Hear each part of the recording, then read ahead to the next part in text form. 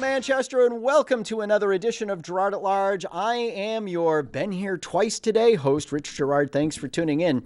As you know, you can find us online at girardatlarge.com, and you can find us on Facebook and Twitter. Also, no, you can't find us anymore at Twitter because they allow the Taliban to tweet, but not Trump. How do you allow the Taliban to tweet, but not Trump? So you can find us at Facebook, Gab, MeWe, Codius, Minds, Tumblr, which one am I forgetting? Parler, and all those places. Also at Girard at Large or at some version of Rich Girard. And we encourage you to like us, follow us, and do whatever it is you do on all of those other sites so we can stay connected. All right, it's been a busy, busy week. As we get started here today, I want to note the loss of the 13 American servicemen and women who were, well, I think it was all men, who were trying to evacuate Americans from Afghanistan, from Kabul, and that disaster of a departure orchestrated by Joe Biden and the Wizards of Smart and his Department of Defense. This will go down in history as a national embarrassment from which it will take us an awful long time to recover. So we offer our prayers and condolences to the families and friends of those who lost their lives needlessly in the chaos created at the airport by Joe Biden, who has been wrong on every major and minor foreign policy issue during his entire time in public life and continues to be wrong as president of the United States. And this time, not only did it cost 13 American servicemen their lives, Marines, soldiers, sailors, it left untold numbers of American citizens behind in a hostile place run by a hostile government, along with thousands of Afghan citizens who served our country while we were there. Let's not forget the $60 billion worth of military equipment we left fully functional, operating, and ready to go. Now the Taliban has our Black Hawk helicopters and a whole variety of other aircraft and ground vehicles. You can bet the Chinese and the Russians, if they don't have that technology already, will have their hands on it soon. And the technological advantages that we have in armaments will soon be replicated thanks to the president of the United States, who somehow thought it was a great idea to get our soldiers out before and close a very functional and safe airbase that housed 5,000 very dangerous criminals out of Afghanistan. So here, surrender the base, pull out the military, forget, there are tens of thousands of people that you're supposed to evacuate, try to go back in, rely on the Taliban to provide security, evacuate almost everybody, and leave in shame. These are great times in America. So our prayers go out to all. There was a rally outside City Hall and city and town halls across the state last night, organized by Matt Mayberry. I did help promote it, but I was not able to attend, so hopefully that went over well. And earlier today, we we're here with Andrew Sylvia of the Manchester Ink Link. This was a debate that was supposed to be had. This is he called it a one-person debate. As you may know, the Manchester Ink Link did attempt to arrange a debate between myself, Victoria Sullivan, and Mayor Joyce Craig. However, I was the only candidate who said he would be willing to do the debate, and therefore there was no debate. So I am, at this point, the only candidate who has actually done the interview. And the questions came from members of the Manchester Ink Link readership.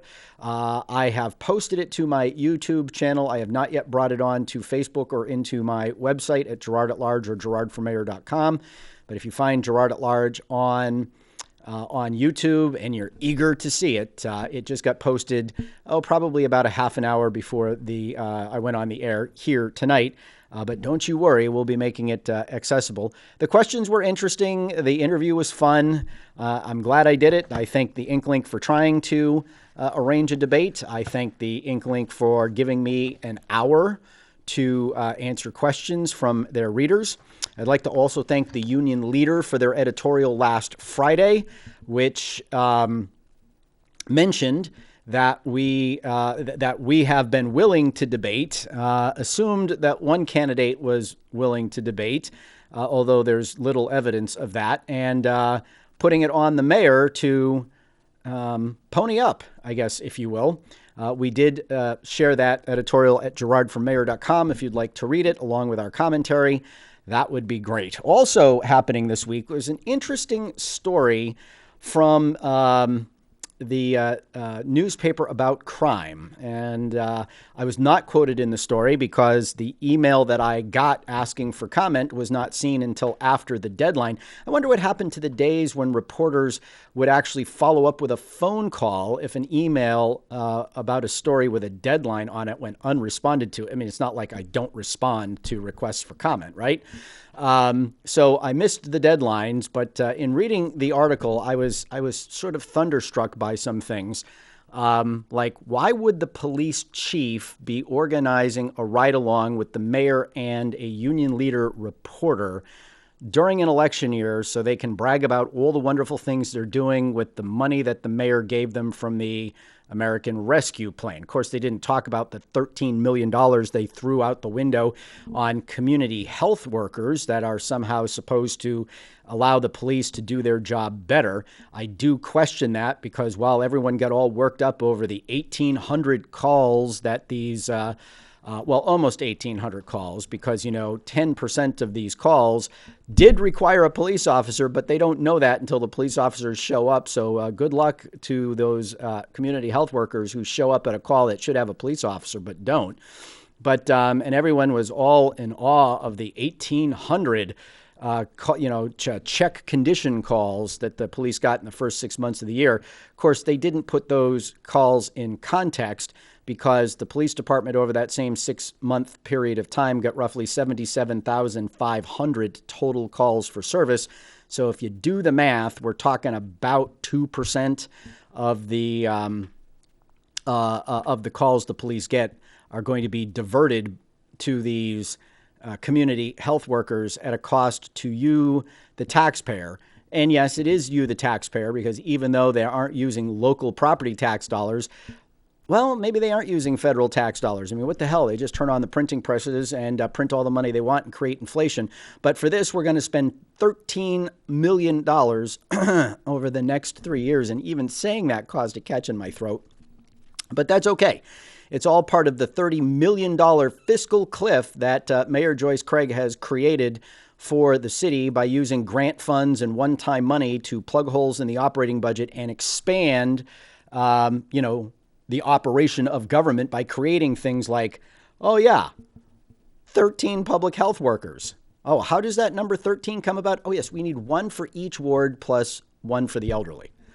I'm not sure that the calls for service to the police department fall equally among our 12 wards. So, right there, that's political. But in any event, so we're going to start with the revaluation. Now, some numbers that have alarmed, and I think rightfully so, a number of people have been released finally by the city's Board of Assessors on the revaluation. A lot of people have been scratching their heads wondering where those numbers are. Well, they came out yesterday, and because people don't really understand revaluation and how it works and what it means to you and your individual tax bill, I put together a brief and simple PowerPoint presentation that will give you the math. And those of you watching at on Facebook Live, if you want to see the slides, because I can't really figures lie and liars figure. Yeah, you get that right, Jim. So you have to go to manchestertv.org to watch it live. And we're going to put these slides up starting now. This is going to teach you about revaluation, okay? Understanding revaluation. Why will your taxes go up? By how much will they increase? Adding the tax increase from the budget. Yes, it's very, very simple. Next slide, please. Okay. So the first thing you have to understand is we have to create a baseline. You have to know where you're starting to know what the tax increase by the new budget will be. So here's the math. Our current tax rate, not the one that was projected in the budget that went into effect on July 1st, but the one that we're currently paying is $24.66 per thousand of valuation. Okay. Our overall property tax base increased by a whopping 40%. So in other words, the tax base was roughly $10 billion before the reval. It is now $14 billion. Now, to calculate the tax rate, to figure out what the new tax rate will be based on last year's spending and the increase in the tax base, you have to increase the tax base tax rate based on the increase. Okay. Blech. To calculate the tax rate based on the increase in the tax base, you divide the tax rate by the increase. So in other words, $24.66 divided by 1.4. Why 1.4? Because it's gone up by a 40% increase is 1.4, or multiplying 24.66 by 140. That means that the new tax rate or the tax rate with the new base would be $17.61. So in other words, if we had the new tax base on the current budget, instead of being $24.66 per thousand, the tax rate would be $17.61. What that means is that's your baseline tax rate, and the new budget's increase in spending and taxes will be added to the $17.61 this fall when the tax rate is set. Bring it back to me. So what you need to understand is that any tax rate, when the Department of Revenue Administration sets our tax rate in Manchester this fall, any tax rate above $17.61 is not because of the reval. It is because of the increase in spending that is in the recently adopted budget. Okay, and that's important for you to know because since, dirt was new, politicians have blamed increases in spending and taxes on revaluations. So 20 years ago, when I ran for mayor the first time, there was also a revaluation. I actually took a full-page ad out in the Union Leader to explain to people, what the tax rate increase was as a result of the wild increases in spending that were hidden in the budget. So, all right, next slide. So this is what's got people all bent out of shape. Okay. Now remember, the overall property tax base went up 40%, but single family homes as a category. Now, these are categories. This doesn't mean everybody's home or condo or two family went up by these percentages, but it means the category did. So the category single family homes on average was up 46%. Residential condos were up 52%. Two families were up 64%. Lucky me. Three families were up 61%. 4 to 8 family buildings were up a whopping 76%. Apartment complexes, that's anything of more than 9 units, were up 57%. And mobile homes were up a mere 40%. So they were on par with the increase in the overall tax base. Now, for people who pay rent, bring it back to me. What you need to understand is that you pay taxes. So when values go up like that, the increase in property taxes that you will experience as a result of this is going to increase your rent. Rent, whether you like it or not, is a cost of doing business for a property owner. Just like, maintenance, repairs, renovations, utilities, insurances, principal and interest on the mortgages, that all gets factored into your rent. So when you see sharp increases in property values with likely sharp increases in taxes to come, you can expect your rent is going to go up. Okay, let's go back to the slides. So let me tell you how you figure out how to estimate your new property tax bill. Now, you can use the average of the category for the kind of housing that you have. Okay, that doesn't mean, again, your property is going to go up by that much. If the numbers hold, bring it back to me. If the numbers hold, a third of you will see your property go up by more than the category average. A third of you will see it go up by about the same as the category average, and a third of you will see it go up by less than the category average. So since it's impossible to do all those variables, we stay with the category average. So here, let's show them the math. Okay, so if your current, so the math is this: your current property value times the category increase equals the new value, then the new value times the new rate equals the new tax bill. So obviously we're going to give you examples on this. If your property is currently worth, we're going to do the single families first, okay? And don't worry, we're not doing this for every category. We're just doing a couple in each to show you how it works. If your property is currently valued at $300,000 as a single family, you multiply it by 0.2466. Why? Because the tax rate is $24.66 per thousand. So in 300,000, there are 300 thousands. So we could multiply 300 by 24.66, or we could multiply the whole value times the decimal representation of that, which is 0.2466. So your annual tax bill today is $7,398 on a $300,000 single family home in Manchester. So now we're going to take that $300,000 and we're going to multiply it by the 46% increase in the category for single families. Your new value, if you go up by the category average, will be $438,000. And I know some of you just broke out into a cold sweat. Okay, now that $438,000 to figure out, to estimate what your new tax bill will be before, remember this is before they apply the tax increase for the budget that took effect on July 1st.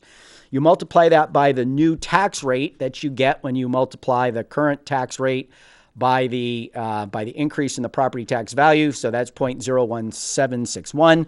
So your new estimated tax bill will go from $7,398 to $7,713.18. Next slide, please.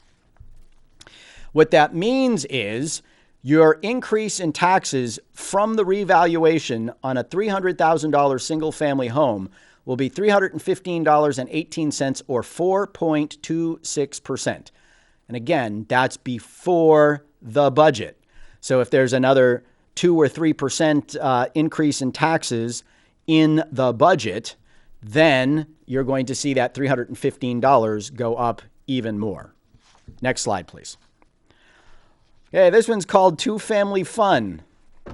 So currently, if you have a $400,000 two-family times the current tax rate, you're paying $9,864 in taxes. Yup.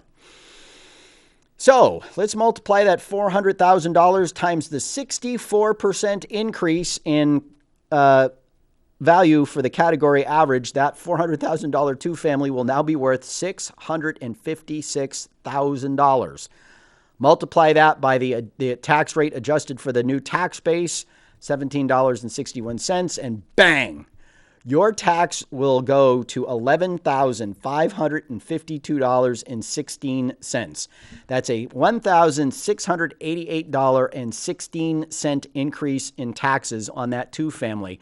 That's a 17.11% increase in taxes, and that's before the budget is figured. Jim says most upscale two-bedroom apartments are $1,800 to $2,000 now. Yes, they are. All right. No, so those two slides show the impact on a couple of residential categories, and every residential category, except for mobile homes, is going to see increases like this. On the low side, it's 4%. On the high side, it's actually more than the 17% I showed you on the two-family.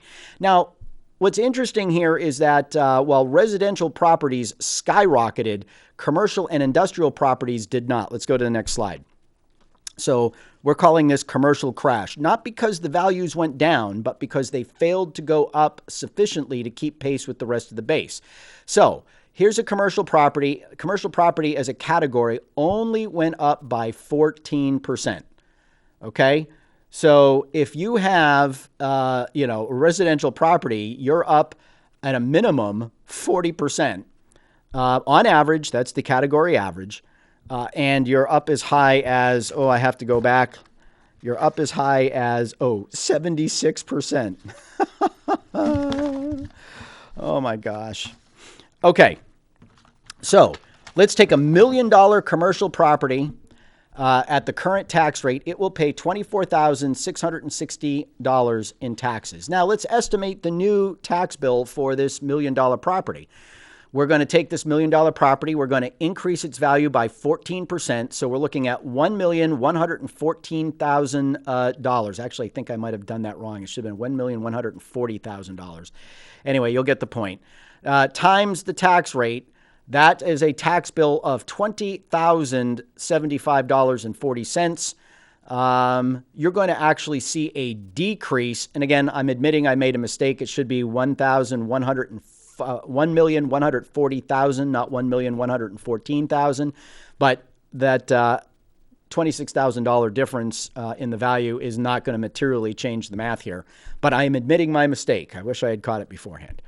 $20,075 is the new tax bill. $24,660 is the old tax bill. So you are going to pay $4,584.60 less in taxes as a result of this reval, a decrease of 18.6%. Now, again, this is before the budget impact. So in this case, the additional taxes that will be paid because of the budget that the Board of Mayor and Aldermen passed will reduce the decrease in taxes. Okay, let's go to the next slide. Industrial properties, which interestingly enough is really the smallest major category that we have. It doesn't even break $1 billion in total. And I printed out some stuff, which unfortunately left on my desk. So I'll try to do it by memory. But industrial properties went up only 21% versus the 40% average for the city as a whole, and the wild averages of the residential categories. So again, we'll take $1 million industrial property, $24,666 in taxes. Yes, I know, Meg, there are no slides, but you have to go to manchestertv.org if you want to see the slides, because I can't show them on Facebook Live. So the 21% increase means the value goes from $1 million to $1.21 million times the new tax rate. The new tax bill will be estimated at $21,308.10. So industrial properties as a category average per million will see a reduction of $3,351.90 or 13.6% in their tax bill. Bring it back to me. So here's what this means. Okay, the city obviously is still going to collect the same amount of property taxes before the next budget tax bill goes out, right? And so what this means is the revaluation has fundamentally shifted the amount of money being paid by commercial industrial properties to residential properties. Residential properties now, it's a shift of about, in December, you may recall, I wrote an op-ed in the Union Leader about what I called the exploding cigar and what happened with the revaluation that the city went through in the 1990s, where there was a dramatic shift away from commercial industrial properties to residential properties. I predicted that was going to happen again, and I said it was going to be about 20%.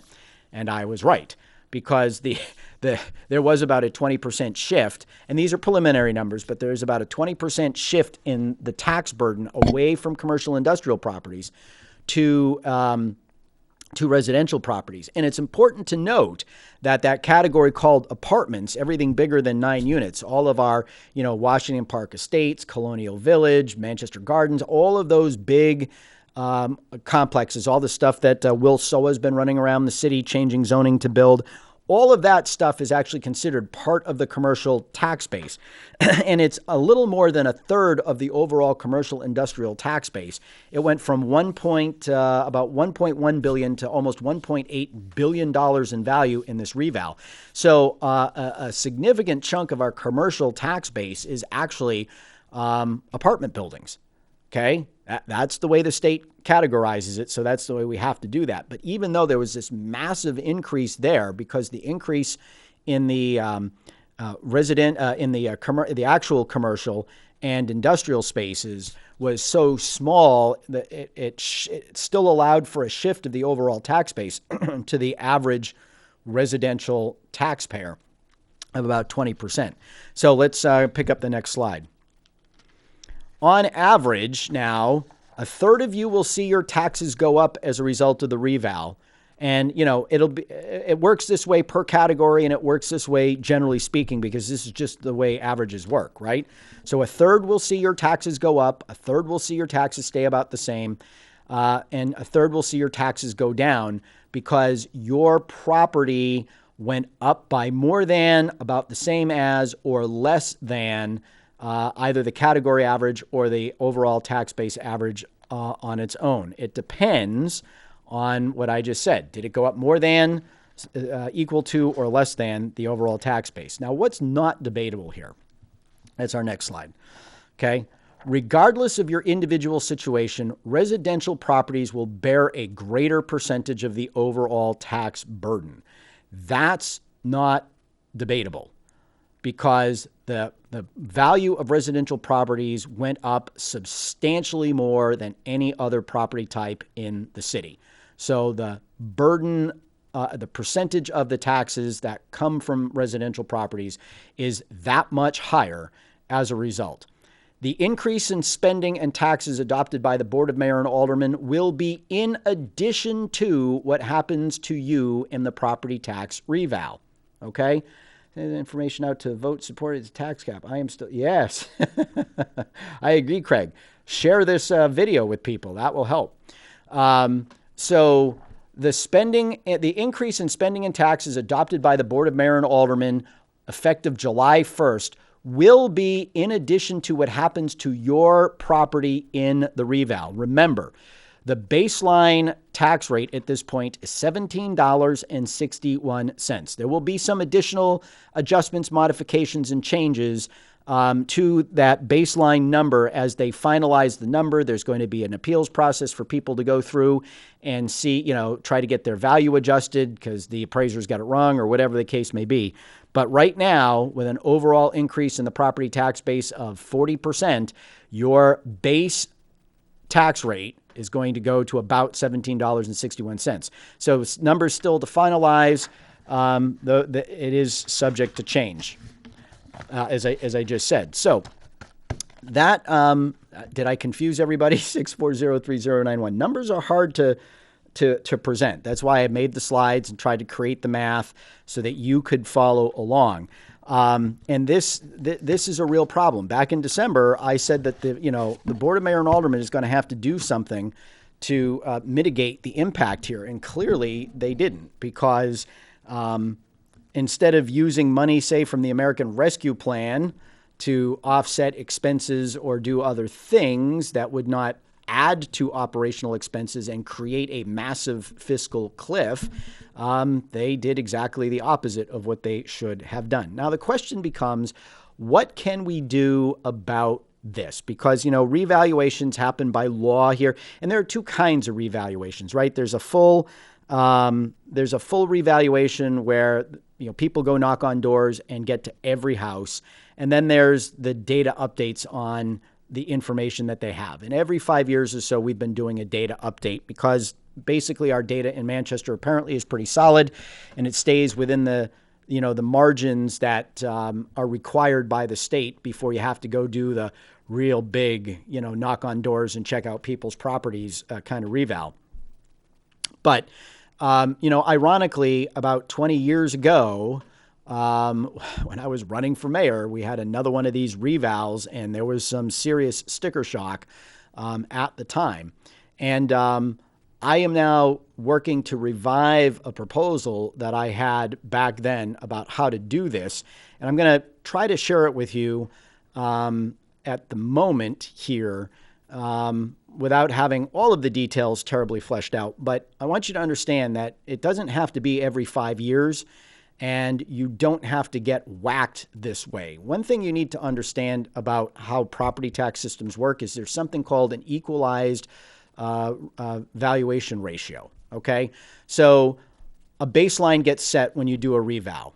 And allegedly, when you do the reval, you're at 100%. In other words, the property assessments that the city has on record are equal to the market value of the properties in the city.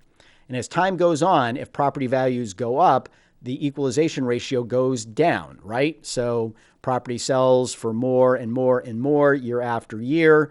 The properties on the market are more expensive or higher valued than the properties in the city's record. So you get what's called an equalization ratio.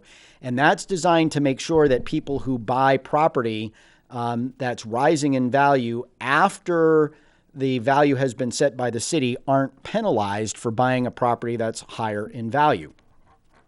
If properties are coming down in value, which has happened in the past, that happened in the 90s, and it was miserable because the tax base shrank by a whole lot. Try doing budgets when the tax base is shrinking. I'll tell you, it will make what we're doing now look like child's play. I know, I was there. In any event, then the equalization ratio goes above 100. So if the equalization ratio is going above 100, that means the value of properties in the market is less than what the city has on record. So one thing that we can do is periodically or continuously assess a certain percentage of the property in the city on an ongoing annual basis. And if, say, 2 years from now, let's say, the equalization ratio falls below 80 or goes above, say, 115, then that could be a trigger to not wait another 3 years to do a reval, but to do it sooner so that you're not seeing these wild swings in valuation and wild fluctuations in the tax rate. It becomes a lot more manageable for you, the taxpayer, to avoid these types of sticker shocks when something like this happens. And it also actually brings some stability to the city budget because it will keep the tax rate relatively level. Okay, it'll stay within a certain range and a certain tolerance, and that will keep properties more or less in line with the data, with what the market is saying they're worth. Now, I'm digging on memories from 20 years ago when I worked with the late Steve Tellier, who was chairman of the Board of Assessors at the time. And if memory serves me, there will probably need to be staff added to the Board of Assessors office to do this and do it efficiently in-house.